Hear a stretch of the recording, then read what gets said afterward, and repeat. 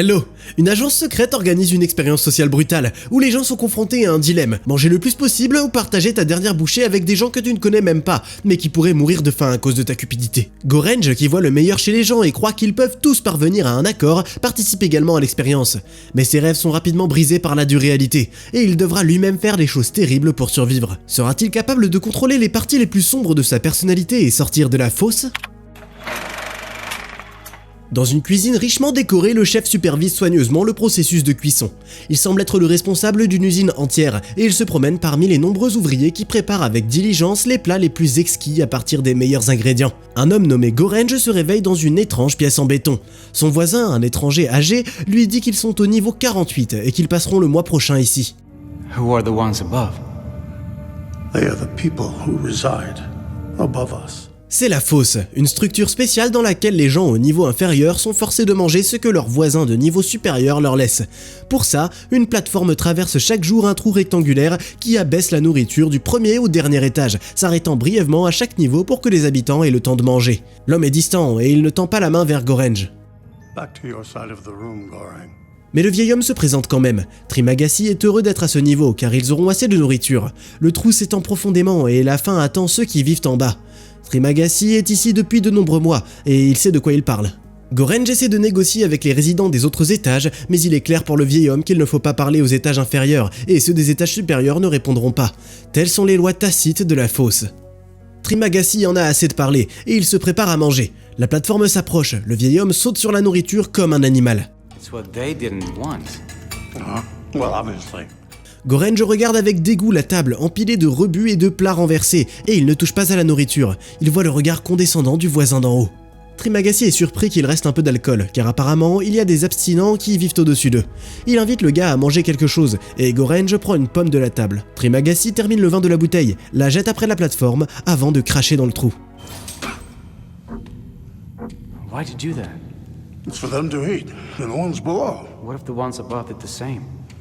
Trimagasi n'a aucun doute que les bâtards des étages au-dessus feraient la même chose que lui, donc ce n'est que justice. Soudainement, la température monte brusquement dans la cellule. Elle continuera d'augmenter jusqu'à ce que Gorenge jette la pomme, car manger n'est pas autorisé tant que la plateforme n'est pas à ton niveau. L'homme jette le fruit et il se retrouve sans nourriture. Gorenge est dans une réunion d'affaires dans un gratte-ciel. Il signe un contrat disant qu'il se rendra volontairement à la fosse. Gorenge ne peut y apporter qu'une seule chose, et il choisit le livre Don Quichotte. Les cigarettes sont interdites ici, donc il se dit qu'il va en profiter pour arrêter de fumer. De plus, après 6 mois dans la fosse, il recevra un certificat. Trimagasi est surpris, il restera ici pendant 1 an et n'obtiendra rien en retour. La nuit, Gorenge entend un bruit étrange et regarde dans le trou, à peine capable d'esquiver la plateforme qui remonte en haut. Il a fallu de nombreuses heures pour atteindre les étages inférieurs. Le lendemain, le nouveau venu ne mange pas non plus, et Trimagasi, selon sa tradition, crache sur les étrangers inférieurs. Gorenge veut savoir comment le vieil homme est entré dans la fosse. Trimagasi raconte comment un jour, il regardait la télévision et a vu le couteau Samouraï Plus qui a été annoncé comme le couteau le plus tranchant du monde, qui résoudrait tous les problèmes non seulement dans la cuisine, mais aussi dans la vie des téléspectateurs. Après l'avoir acheté, il a vu une autre publicité où le même couteau était annoncé comme impossible à émousser. Réalisant qu'il s'était fait arnaquer, il a jeté sa télé par la fenêtre.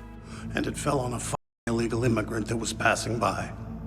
Now you tell me, am I responsible? On lui a donné un choix de punition, l'hôpital psychiatrique ou la fosse. Le vieil homme a choisi ce dernier et il a emmené le fameux couteau avec lui. Le mois dernier, il était au niveau 132, où la plateforme arrive déjà complètement vide, bien qu'il y ait encore des niveaux en dessous. En apprenant ça, Gorenge réessaie de négocier avec les habitants de niveau voisin pour économiser de la nourriture, et Trimagasi ouvre sa braguette et offre aux inférieurs ses autres fluides, pour les remettre à leur place. Gorenge, affamé, commence à manger prudemment les restes de la table, pendant que le vieil homme essaie d'entasser toujours plus de nourriture dans son corps. Au départ de la plateforme, un corps humain passe dans le trou et tache Gorenge de son sang. Trimagasi explique à son voisin choqué comment il a réussi à vivre au 8e niveau pendant 1 mois.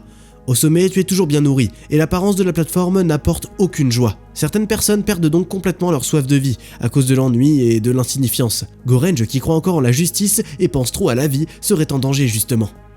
Après tout, chaque mois, lui et son colocataire déménageront dans un étage au hasard. C'est là que Gorenge, qui se méfie depuis longtemps de Trimagasi, s'interroge à juste titre sur le sort de son prédécesseur. Doesn't matter. As long as you have a self-sharpening knife.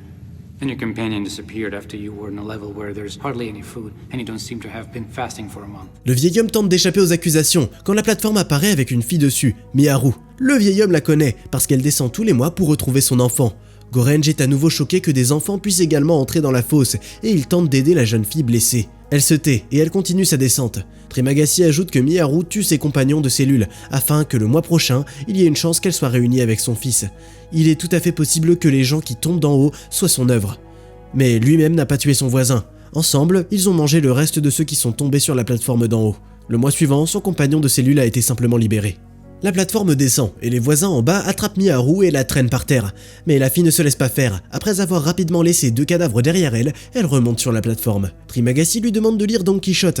Gorenge accepte de se détacher des horreurs qu'il a vues. Les compagnons de cellule passent les jours et les semaines suivantes à manger et à parler. Une nuit, Trimagasi demande si Gorenge croit en Dieu. Il lui demande de prier pour eux, car il sent qu'il libère du gaz soporifique, et le lendemain matin, ils se réveilleront dans un autre niveau. But honestly, I don't think you'll survive for long.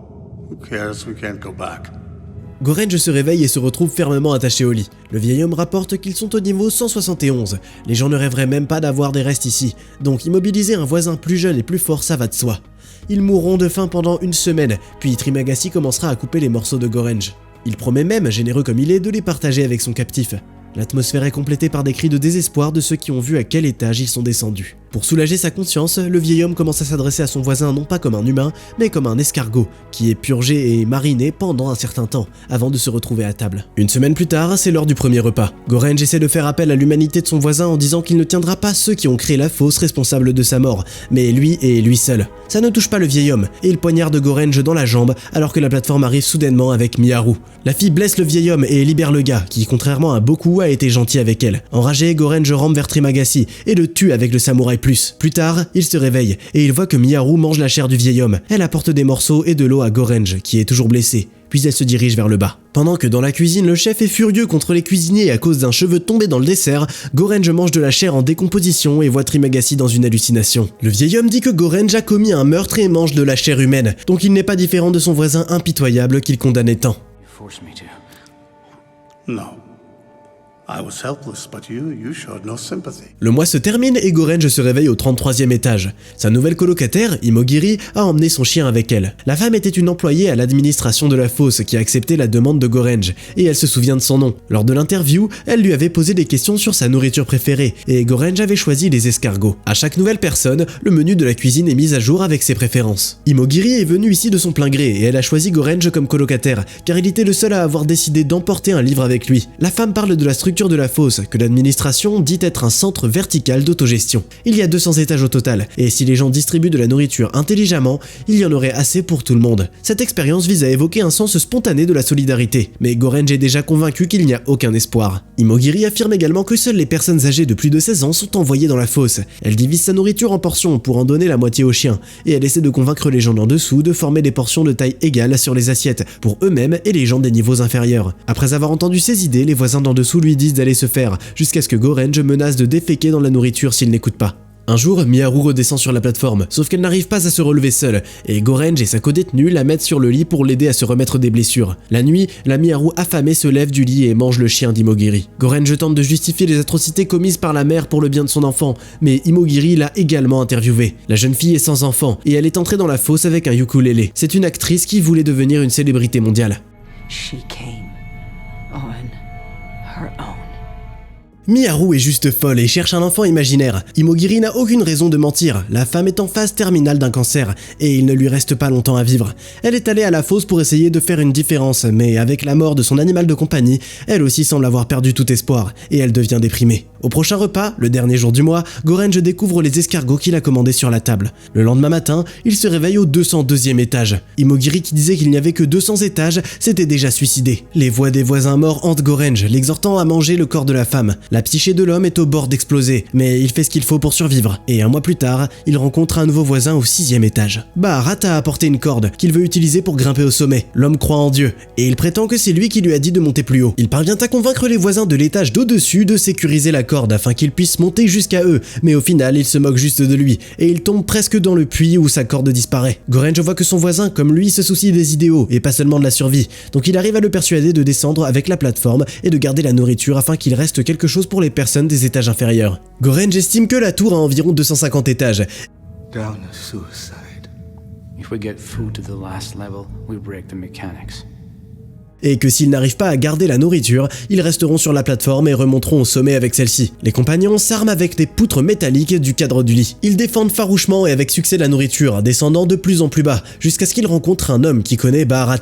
C'est son professeur qui remarque qu'ils marchent sur de la nourriture précieuse et il dit qu'ils devraient communiquer leurs objectifs plus clairement aux habitants de la fosse avant de les menacer avec des armes. Il suggère également d'envoyer un message à l'administration qui indiquerait sans équivoque que quelque chose a changé dans la structure de la fosse et que les gens sont devenus plus humains. Ce symbole pourrait être représenté par une certaine délicatesse qui passera tous les niveaux sur la plateforme et remontera sans être mangé. Les hommes choisissent une panna cotta et essaient d'expliquer leurs idées aux gens, mais ils ne veulent pas écouter et les partenaires doivent se battre et partager la nourriture dont il y a de moins en moins. Comme ils descendent plus bas, ils passent des niveaux avec juste des cadavres. Apparemment, c'est là que Miharu a commencé son voyage. Il s'avère que la plateforme ne s'arrête pas au niveau avec les morts, ce qui signifie que la fosse est encore plus profonde que Gorenje ne le pensait. Bientôt, les héros entendent des cris et des bruits de combat et ils découvrent Miharu en train de se battre contre deux hommes qui ont également apporté des armes avec eux. L'un d'eux tue Miharu et l'autre blesse Baharat avec une épée de samouraï. Gorenje tente d'atteindre la jeune fille et perd le combat, se retrouvant à un pas de la mort, mais son ami le sauve et parvient à le ramener sur la plateforme. La plateforme s'arrête et sous le lit, Gorenje voit l'enfant que seul Miharu croyait exister. Lorsque les hommes quittent la plateforme, elle descend encore plus bas dans l'obscurité. Baharat continue de garder la panna cotta, bien que Gorenje le convainc de la jeter. Après tout, on ne peut pas garder de la nourriture sur un niveau. Mais à leur grande surprise, ils ne se font pas punir pour le dessert. La fille sort de sous le lit, et Gorenje propose de lui donner un morceau de la panna cotta. L'enfant affamé finit par tout manger, et les hommes saignants sont laissés à la fois sans message ni nourriture. Gorenje s'endort, et l'idée lui vient d'envoyer la fille au sommet. Une fille qui a réussi à survivre au tout dernier niveau, sans oublier le fait que personne ne s'attend à la voir. Le lendemain, Baharat meurt de ses blessures, et Gorenje monte à bord de la plateforme avec la jeune fille, et il descend dans l'obscurité. Une hallucination de Trimagasi apparaît. Le vieil homme l'informe que le voyage du héros est terminé. I have to get the girl up. But you are not the message. Gorenje s'est corrompu et sa présence interférera avec le message. Il descend de la plateforme ne laissant que la fille dessus, et il se retire dans l'obscurité avec Trimagasi, qui est évidemment devenu une partie de lui-même. Don't call me snail again. Don't use my word again. Comme toujours, tu trouveras le titre du film dans la description de la vidéo. En attendant, tu peux nous dire dans les commentaires si tu penses que le message de Gorenje changera quoi que ce soit dans le système de la fosse. N'oublie pas de t'abonner à la chaîne et de liker cette vidéo aussi, pour qu'on puisse te raconter encore d'autres histoires.